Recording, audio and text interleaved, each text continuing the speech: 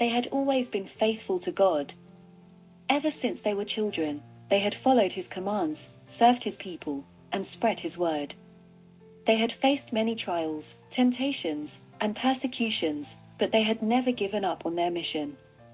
They had witnessed many miracles, signs, and wonders, but they had never lost their humility.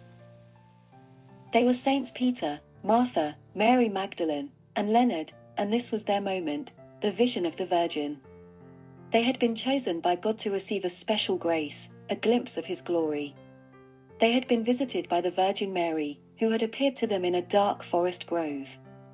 She had spoken to them with kindness, wisdom, and love. She had blessed them with her presence, her guidance, and her intercession. They were standing before the Virgin, lost in thought. They were surrounded by a soft light that illuminated their faces. They were looking at the Virgin with reverence, gratitude, and awe. They were ready to listen to her words and to do her will.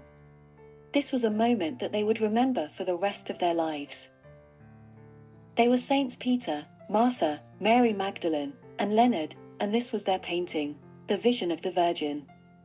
They had been painted by Correggio, an Italian painter who specialized in religious paintings. He had painted them in 1515, as part of a series of paintings for a church in his hometown of Correggio. He had painted them in a style called High Renaissance, which means high rebirth. He had painted them with a haunting ambiguity of expression and a soft, enveloping light. He had painted them with skill and artistic detail, but also with originality and innovation. He had painted them to honor God and his saints. He was Correggio, an Italian painter, and this was his masterpiece, the Vision of the Virgin. He painted it in 1515, and it was one of his most famous works. He was admired by many, but rivaled by few. He was proud of his work, but he also knew that it was not his. He knew that his painting was only a representation, a reflection, a gift. He knew that the real vision was not in his painting, but in their hearts.